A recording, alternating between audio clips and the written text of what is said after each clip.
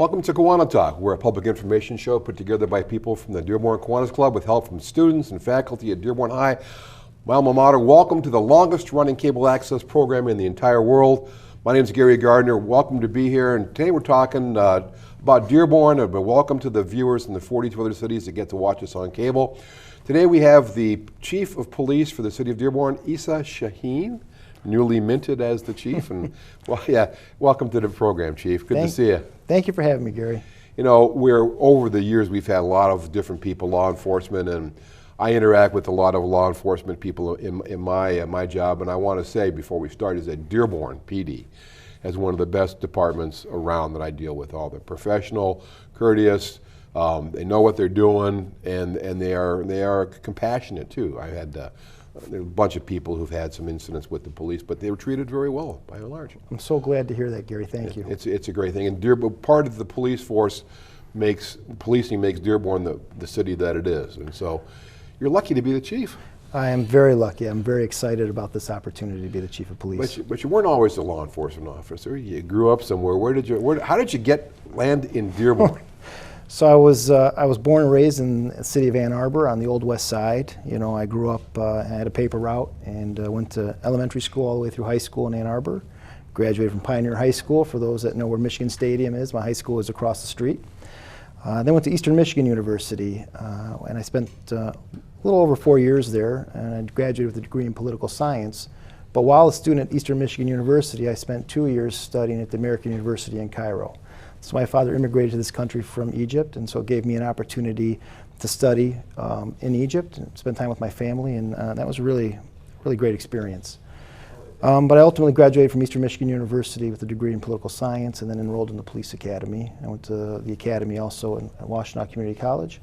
And when I was ready to look for a job, I actually sought out the city of Dearborn. I was interested in being able to serve the Arab American community and the greater community here in Dearborn. And so it's been a great career. I started in 1998 with the Dearborn Police Department. So what was it that drew you to law enforcement? Yeah, that's a really good question, Gary. You know, I was the oldest of 3 boys, and you know, something within me, I've always had this sense of kind of right and wrong. You know, I've always looked out for my younger brothers, and that was just something in my character. You know, I always try to set myself, you know, bullying, when even as a kid on the playground, if I had the opportunity to try to bring justice to those that, you know, weren't able to provide it for themselves. Something within me, I just always had a kind of desire to look out for others. And you wound up in Dearborn, you landed in a great place. Yeah, very fortunate. And we do have a substantial Arab American community here, and that I think there's a number of officers of Arab American heritage.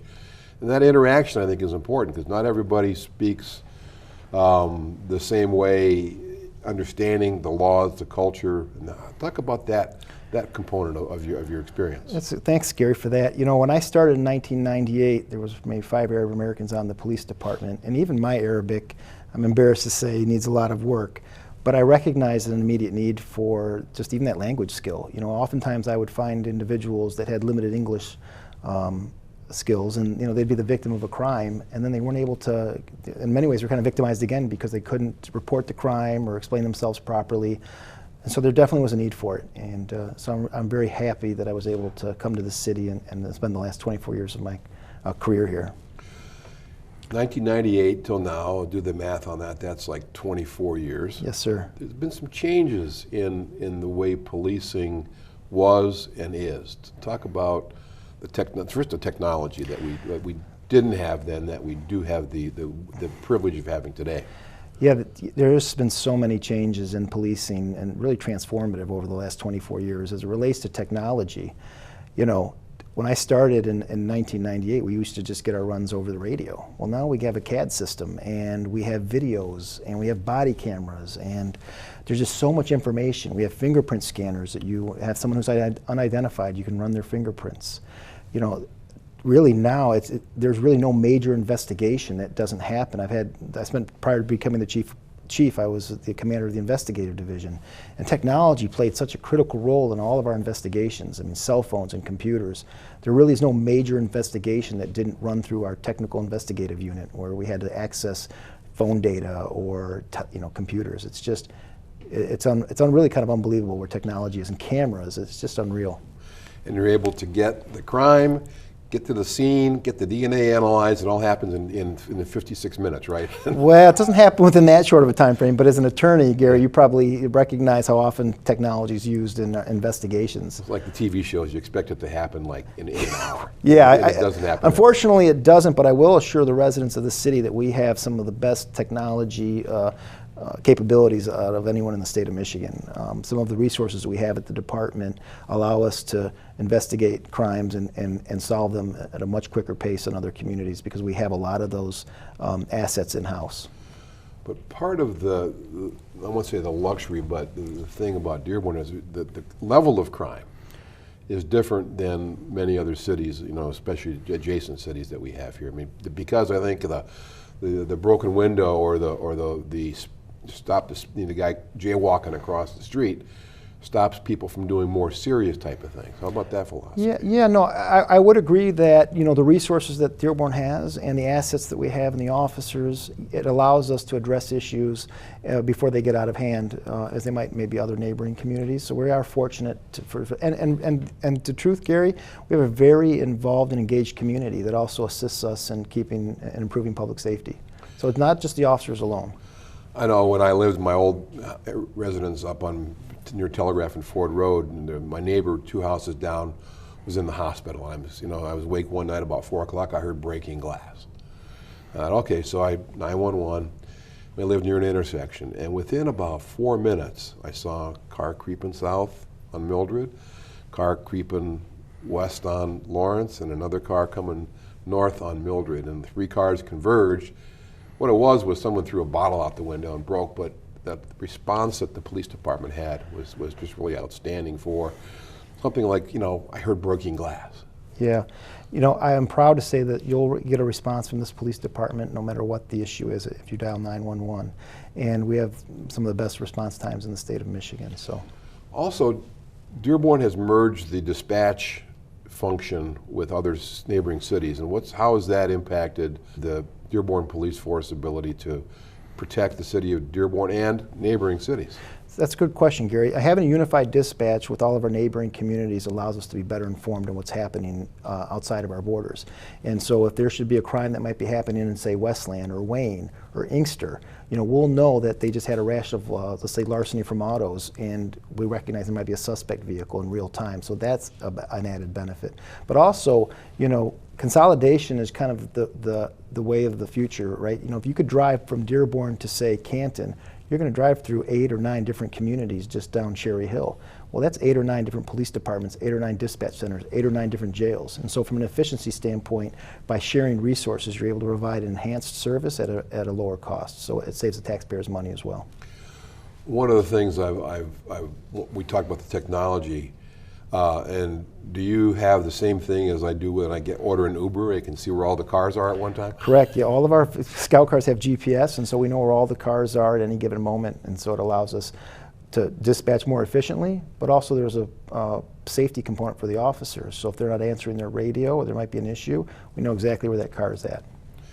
Now, I alluded to it before about the broken window theory where you go out and enforce that. There's some stuff going on in Dearborn recently, and you became chief. When did you become chief? So January 1st. 2022. Yes, sir.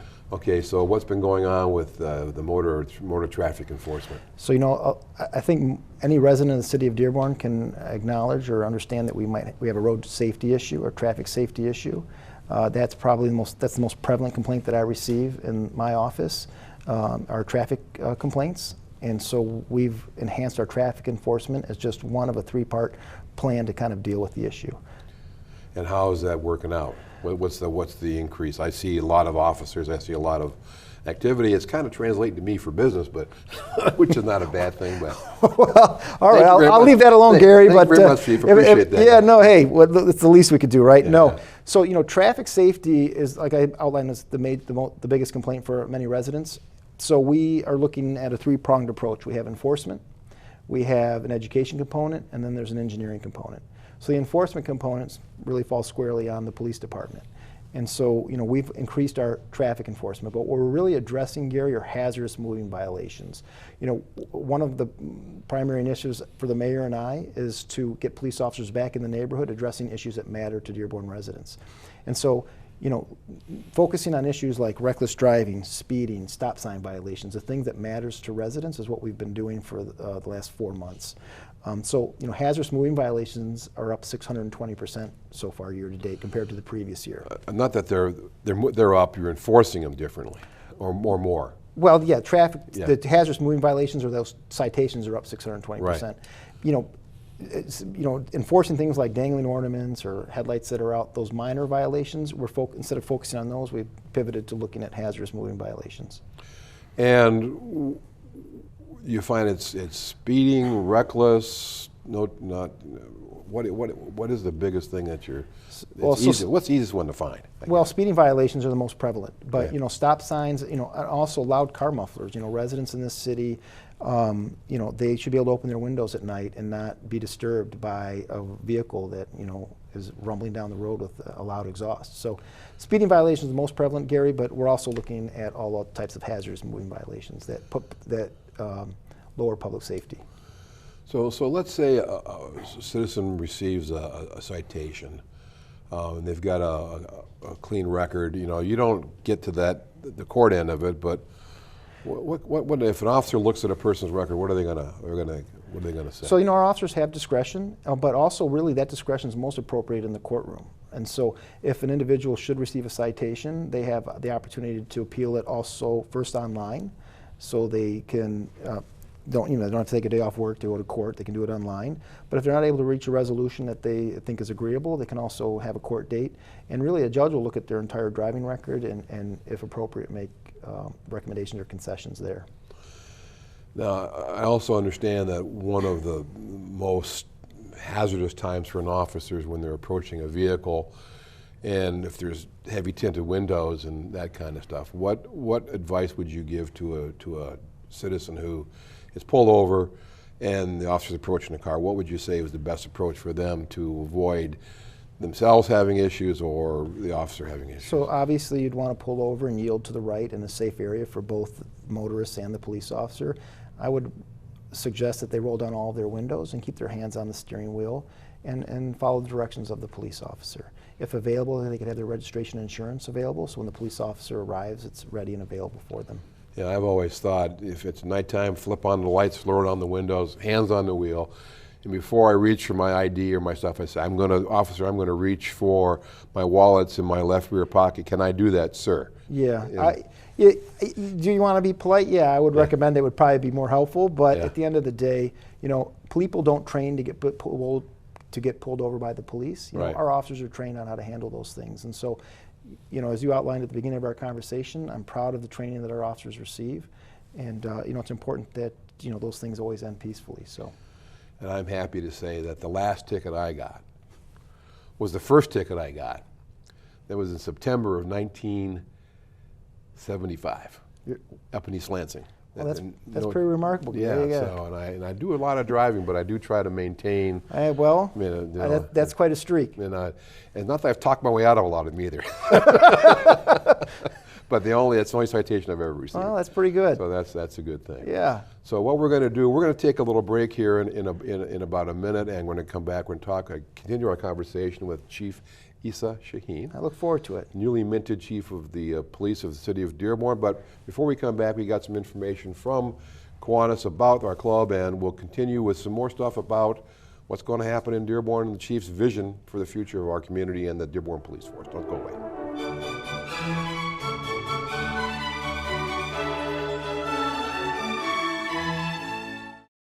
It's easy to get caught up in the details.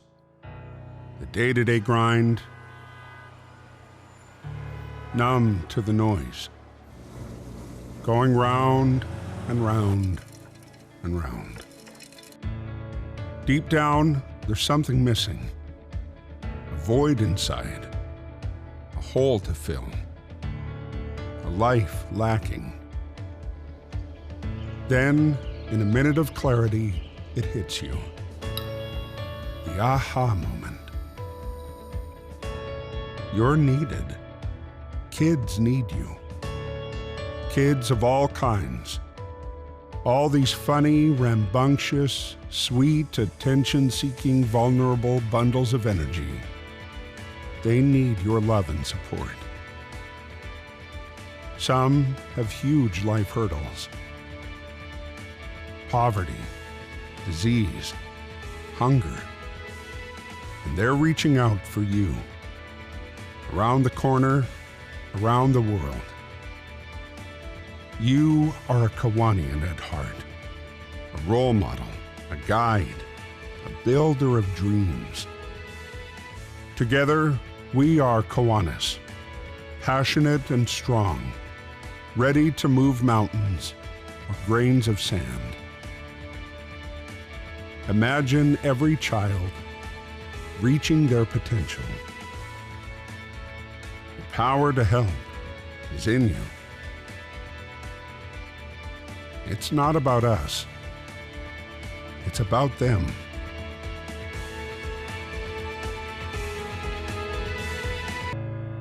Do you hear the call? Kids need Kiwanis. Kiwanis needs you.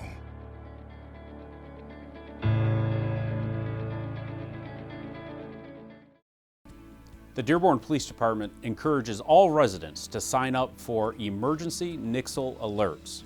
This system is free of charge to all residents and it allows the police department to send real-time emergency text messages and emails to residents in the event of an emergency or other urgent situation. It's easy to sign up. Text your zip code to 888-777. Or you can go online to Nixle.com and create an account there. Residents who sign up to receive alerts will receive messages such as weather-related emergencies, traffic emergencies, road closures, wanted suspects, missing persons, and other police-related information. Our Nixle system is not used for advertising or solicitation. This is only for police-related situations. If you live, work, go to school, or visit the city of Dearborn, we encourage everyone to sign up to receive our Nixle emergency alerts. Welcome back to KiwaniTalk. I'm your host, Gary Gardner, in this episode where we are talking with the Chief of Police of the City of Dearborn, Chief Issa Shahin. Chief, welcome back. And we touched a little bit about training the officers have, and you went to the academy and you have training, but training doesn't end for officers the day they strap on their gun belt and the badge, and it's continuum. Yeah, we continuously train, throughout the year, and we have mandated training from in-service training that'll be over several days. You know, it's interesting, a lot of people when they talk about training, they like to focus on, handgun proficiency or defensive tactics, but the reality is the more important training is the things that we do every day. And so I'm proud to say we train for de-escalation and for, treating people with special needs or autism training, a duty to intervene training where, our officers need to recognize that maybe sometimes they need to step in and intervene if something's getting out of hand on behalf of one of their other officers. So yeah, a lot of that training is kind of continuous. It's around the clock, and it's more important than the other items. I have a relative who has diabetes, and he was having a diabetic crash. He was driving his car, and he got stopped. And at first, they thought he was drunk because he exhibited this slurred speech and just kind of out of it. But the officer recognized that maybe he didn't know alcohol. They realized maybe he had a medical condition. So, and you mentioned autism. How special is that specialization? Is that training? It's important that it's personal for me too. I have a nephew with autism, and it's important that family members know that if their loved one should interact with the police officer, that's going to end peacefully and safely. And sometimes people with autism aren't going to respond to the police in ways or in ways that might be different or unexpected. And it's important that our officers can recognize that so that those incidents can end peacefully. Someone with autism might not necessarily want to be touched, or they might, a loud noise might have them respond in a different way. And that doesn't mean that they're threatening. It just means that that's just their way of communicating. And so we train for that so that they can end peacefully. There's also a large component of mental health issues that people have, and how does Dearborn respond to people who have aberrant behavior, but it's not criminal. It's because there's something going on with themselves. Thank you for that. You know, I'll also be the first one to admit over the last several years we've seen a marked increase in our mental health calls. And in response, the Dearborn Police Department, in cooperation and partnership with Access, is going to have a mental health professional on staff at least 40 hours a week. And that's at no burden to the taxpayer. Access is really jumped in with both feet to work with us on this. But that mental health professional will allow our specially trained officers to respond to mental health calls in the moment. And if that mental health professional on staff isn't available, they'll also be following up with all those people. Because the reality is, Gary, those incidents require a lot more than a Band-Aid. And we're hopeful that that mental health professional will be able to provide some wraparound services to get people the help that they need. Again, just going back to the technology for a while, and I know that the first thing happens when you see some event on TV, it's the body cam from the officers. When you first were told you had to wear a body cam, what was your feeling? Positive, negative, what was it? And I know how I feel with my clients because I have drunk driving clients who say, I was fine, I was great, and then we get the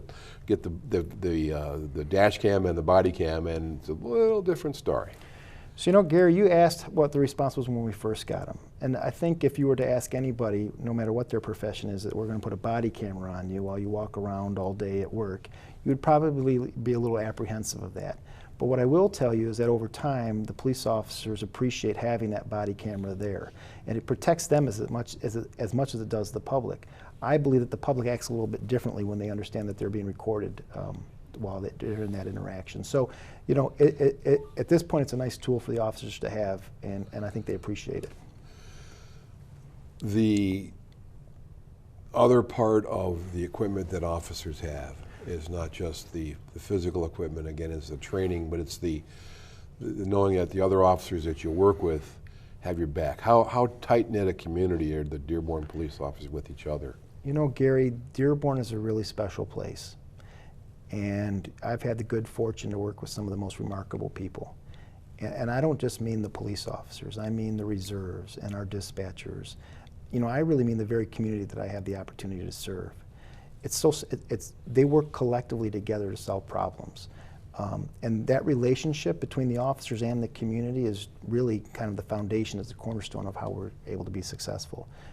It's a family, and I consider Dearborn, and I include you and the rest of the residents in that family, it's really a special place. How do you see the future of the Dearborn Police Department? What would, if you had something that you'd like to have that you don't have right now, and you're saying to the mayor and to the council, here's something that we need, what's your wish list, Chief, and we'll get people out there. That's a dangerous one, Gary. You know, the truth is the Dearborn Police Department is well-staffed and well-funded, and we have the resources that we need to be successful. So if I wouldn't be asking for material things, I would just continue to suggest that we all need to be pulling in the same direction. We're all doing that right now, and I expect that to continue in the future. But from an equipment standpoint, we're doing pretty good. So there's really nothing I really ask for material-wise. And not to give away the state secrets, but per shift, how many officers do you have out there on patrol at any in a day? Well, so that's a fair question. You know, one of the things that I did when I took over as chief is I looked at our deployment, and I looked for opportunities to put additional resources back on the street. You know, over the years, we had police officers doing some jobs that weren't traditionally maybe supposed to be filled by a police officer. So Mayor Hammoud, you know, he created a director of grants and philanthropy. Well, that allowed me to take a police officer that was writing grants and maybe wasn't best suited for that, put them back on the street. You know, we had an officer that was kind of in charge of technology for us in the department. Well, we've replaced that position. We're putting those officers back on the street. So I know it's a long-winded answer, but in the process, we were able to put 10 additional police officers back in the patrol division and also create some other units that I think are more forward-leaning to be able to deal with public safety on the street. But to answer your question as far as officers, it really varies. You know, during the day shift, I would say we probably have marked units in scout cars, probably 20 to 22 police officers out there every day. That's pretty good number of people out there. Yeah, so when you ask me what I need, right. Could I use a few more police officers? Yeah, absolutely. But I feel blessed to be in the position that we are. And you kind of alluded to it before, but there is not a defund the police thing going on in Dearborn. I think Absolutely. Dearborn has always recognized how important it is for the police to be there and to support the police and to have the best trained and the best equipped. Gary, let me be clear. The mayor, his staff, city council, and this community supports the police, and I'm very grateful for that. You know, the trust that we've been able to establish over the years is something that is really the cornerstone of what we do, and we got to work at it every day. But no, I couldn't ask for better support across the board. So we're down to about our last 2 minutes. So Sure. you've been chief for 4 months, and you want to be chief for a while because you're still a pretty young guy, which is great. What do you see? What would your vision be for the police department for the city of Dearborn, and if you could shape it going forward for the next 10, 15 years? That's a great question. You know, I want, you know, it's important to me that the city remains a safe place for people. It also needs to be a welcoming place. You know, it's important to me that everyone understands, not just Dearborn residents, but the greater Metro Detroit area, that Dearborn's a welcoming place for everyone. And so, you know, we look at things through an equity lens, and, you know, moving forward, I want people to understand that, you know, our department is here to serve the residents of this city, that we're going to work hand in hand to do that. And I'm excited for the future. While there are some challenges, you know, whether it's road safety, traffic safety, or, you know, larcenies from cars and what have you, I recognize that working collectively together with this community, that there's really no challenge that we can't solve. So when you were little, growing up, taking care of little brother and sister, and you decided to go in the academy, did you ever think you'd be sitting there with the 4 stars on the collar? No, not at all. And to be honest with you, Gary, I'm still not very comfortable with it yet. You know, even sitting here chatting with you, to be honest with you, you know, I still see myself as that young officer on afternoons in a scout car. So I know it's a role that I have to fill, and I'm proud to be able to do it. But no, I haven't gotten used to it yet. Well, I hope you get used to it, and you get used to it, and you stay there for a long time, Chief. It's great to have you here. Thank you for coming on the show.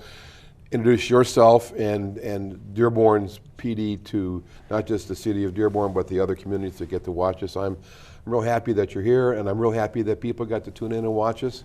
We'll get you back in about a year or so and see how things are going. How's that? I appreciate that, Gary, and if I could just let the Dearborn community know, I'm very grateful, and I look forward to serving this community. Thank you for your support. Thank you very much, and see you next time on KiwaniTalk. Take care. Bye-bye.